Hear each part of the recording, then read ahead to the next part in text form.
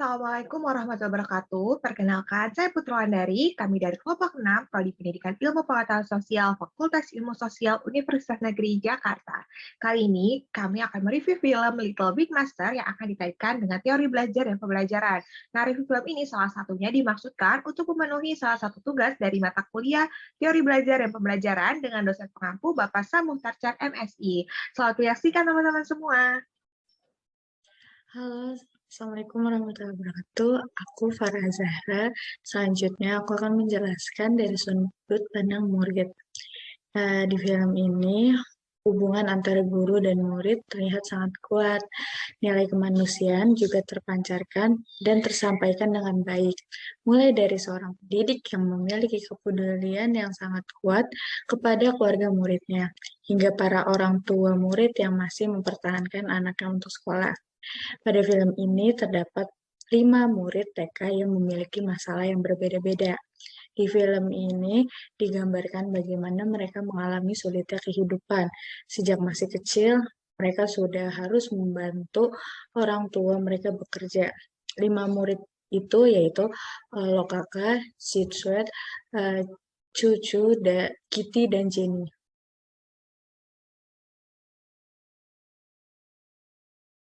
Yang pertama itu kakak atau kakak. Dia merupakan gadis kecil yang memiliki perasaan yang sangat sensitif. Ia hidup bersama kedua orang tuanya, namun sering bertengkar. Ayahnya merupakan sosok ayah yang pemarah dan sering berkata kasar. Ada pada suatu adegan ketika kakak tidak berangkat sekolah, lalu guru Hong mendatangi rumah kakak untuk melihat keadaannya. Pada saat itu, guru Hung menanyakan mengapa kakak tidak berangkat sekolah. Kakak menjawab karena ia takut jika ia berangkat sekolah, maka kedua orang tuanya akan bertengkar dan saling membunuh. Lalu yang kedua itu Siu Sweet adalah gadis kecil yang tumbuh tanpa sentuhan seorang ibu. Dia juga gadis yang sangat mandiri, mengerjakan pekerjaan rumah seperti memasak, mencuci, dan membersihkan rumah. Ada adegan di mana ia harus menjual sampah untuk membantu orang tuanya yang sedang sakit. Yang ketiga ada Cucu, gadis yatim piatu yang hidup tanpa sentuhan kedua orang tuanya. Yang orang tuanya itu tewas karena kecelakaan mobil pada suatu peristiwa bencana badai. Cucu diasuh oleh salah satu keluarganya bernama Bibihan yang bekerja sebagai buruh cuci piring di sebuah restoran. Cucu memiliki fobia berat terhadap suara petir yang dianggap sebagai monster pemakan manusia karena ia memiliki keyakinan kedua orang tuanya hilang dimakan petir. Lalu yang keempat dan lima itu Kitty dan Jenny Fatima. Ada dua gadis kembar yang berasal dari keluarga migran yang miskin. Tempat tinggalnya itu tidak layak huni dengan banyak orang yang tinggal membuat keduanya kehilangan ruang bermain. Kemiskinan yang kronis dialaminya itu membuat keluarganya ini tidak mampu membayar bus atau transportasi menuju sekolah. Ada di suatu adegan orang tuanya berkata kepada guru Hong untuk agar si Kitty dan si Jenny ini tidak melanjutkan sekolahnya. Karena merasa iba, guru Hung akhirnya menawarkan untuk menjemput dan mengantarkan Kitty dan Jenny selepas sekolah dan uh, berangkat sekolah. Terus, meskipun kelima murid itu mempunyai kehidupan yang sulit, tapi terlihat bahwa di film itu mereka masih semangat dalam mengemban ilmu dan semangat sekolah. Sekian dari saya. Terima kasih. Saya Rahma Buryanti. Di sini saya akan membahas mengenai peran guru Lee Wei Hung. Lee Wei Hung merupakan kepala sekolah sekaligus guru di TK Yuntin. Menjadi kepala sekolah sekaligus guru diawali dengan mendengar berita bahwa TK Yuntin yang berisi 5 orang murid dan akan tutup dalam kurun waktu 3 bulan jika mereka tidak mendapat murid baru untuk tahun ajaran baru. Hal tersebut membuat guru Hung prihatin. Guru Hung khawatir jika kelima anak yang tersisa akan terancam putus sekolah dan tidak bisa melanjutkan ke sekolah manapun bila TK tutup. Guru Hong merupakan guru yang profesional karena dia mampu menghayati makna profesionalisme seorang guru. Dia bukan hanya mengajar, tetapi berusaha untuk mengatasi setiap permasalahan yang ada di TK Yuntin. Pada adegan di mana Guru Hong mengunjungi TK Yuntin yang akan ditutup, lalu melihat kelima murid tersebut yang sedang diam. Ketika itu, para murid langsung bersembunyi ketika melihat Hong di jendela. Pada adegan ini, Guru Hong mencari cara supaya para murid tidak takut dan tidak perlu bersembunyi. Yang dilakukan oleh Guru Hong yaitu dengan metode tanya jawab. Metode yang membuat murid ingin menjawab. Hal tersebut terbukti pada adegan ini. Para murid langsung menjawab pertanyaan yang dibuat oleh Guru Hong dan tidak bersembunyi lagi.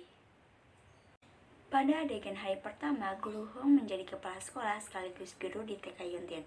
Guru Hong berhati-hati dalam mendekati seluruh siswanya. Ia mempelajari setiap siswa yang ada di sekolah dengan cara mendekati mereka dan memberitahukan kepada mereka perihal tidak perlu menggunakan masker dalam belajar. Pada adegan ini, Guru Hong berusaha untuk menciptakan kondisi belajar yang efektif dan mengatasi masalah eksternal yang dialami oleh siswa untuk tidak usah takut karena orang lain yang membuat mereka menggunakan masker. Pada adegan, Guru Hong meminta murid untuk menceritakan hal apa yang paling disenangi dan hal apa yang paling mengganggu dalam hidup mereka. Di sini Guru Hong melakukan pendekatan belajar active learning karena Guru Hong mencoba membuat murid aktif untuk menceritakan hal apa yang membuat mereka senang dan hal apa yang mengganggu hidup mereka. Pada adegan di mana ketika masuk kelas hanya beberapa siswa saja, sehingga Guru Hong mencari tahu alasan mengapa Kakak dan siswa tidak masuk sekolah. Di dalam film tersebut dijelaskan bahwa Guru Hong bertanggung jawab terhadap kelima muridnya dengan mencari tahu masalah dan mencari solusi kepada setiap muridnya. Ia tidak hanya bertanggung jawab terhadap kelangsungan sekolah, tetapi ia juga bertanggung jawab terhadap kelima muridnya. Pada adegan, Guru Hong memberikan pertanyaan kepada setiap murid apa impian mereka. Pada adegan ini, Guru Hong melakukan metode tanya jawab dan pendekatan belajar active learning karena membuat para murid menjawab dengan sangat antusias. Pada adegan, Guru Hong memberikan tugas kepada muridnya untuk menanyakan apa cita-cita dari orang tua mereka. Di sini Guru Hong melakukan metode pembelajaran, yaitu metode tugas. Metode di mana guru memberikan tugas tertentu agar murid melakukan kegiatan belajar di rumah. Pada adegan para murid melakukan piknik, di sini menunjukkan bahwa belajar tidak harus berada di ruangan kelas. Untuk menjadi guru, perlu memiliki ide untuk membuat para muridnya selalu senang. Dan pada adegan ini, Guru Hong bertemu dengan guru lain dan mendapatkan motivasi bahwa Guru Hong tersebut sudah melakukan yang terbaik untuk para murid TK Yuntin. Dengan mendapatkan motivasi tersebut, Guru Hong lebih bersemangat dan bekerja keras untuk melakukan promosi TK Yuntin agar TK Yuntin mendapatkan murid baru dan TK Yuntin pun tidak jadi ditutup. Pada adegan Guru Hong bertemu dengan Mr. Pui dan Guru Hong menolak tawaran dari Mr. Pui dan berkata mengajar adalah pekerjaan yang mulia untuk menjadi panutan bagi siswa untuk mempengaruhi kehidupan lainnya dengan kehidupanku sendiri. Adegan ini menunjukkan keprofesionalisme seorang guru, di mana seorang guru yang bukan hanya mengajar tetapi memikirkan bagaimana cara supaya masa depan muridnya memiliki tujuan hidup yang baik. Dan akhirnya pada adegan terakhir, Guru Hong berhasil mendapatkan 2 murid untuk tahun ajaran baru dan TK Yuntin tidak jadi ditutup. Di film ini terlihat jelas perjuangan seorang Guru Hong sebagai guru yang berusaha keras dalam memperjuangkan pendidikan para murid di TK Yuntin. Halo, saya Putra Andari. Kali ini saya akan memberikan kelebihan dan pesan yang disampaikan dalam film The Little Big Master ini. Dari sisi penulisan naskah, ini berasa banget nih kemampuan dari Duo Hannah Chang dan juga Adrian Kwang yang sangat sukses mengangkat kisah penuh inspirasi ini dan nantinya membuat film ini tuh kita sebagai penonton merasa terharu.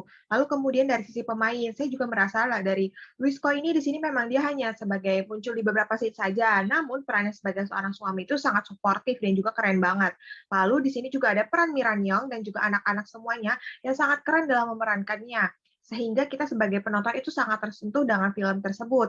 Namun hal yang saya sukai dan teman-teman sukai juga dalam film ini bagaimana sang penulis ini dapat menggambarkan situasi dan suara sekolah yang sangat mirip dengan keadaan aslinya. Selain itu, film ini juga dapat menggambarkan situasi sulitnya usaha orang-orang yang tidak mampu dalam mendapatkan pendidikan dalam kondisi kehidupan mereka yang kurang baik. Dalam film ini juga menggambarkan bagaimana mereka mengalami kesulitan dan menjalani kehidupan mereka, sehingga mereka sudah harus membantu orang tua mereka bekerja bekerja sejak mereka kecil.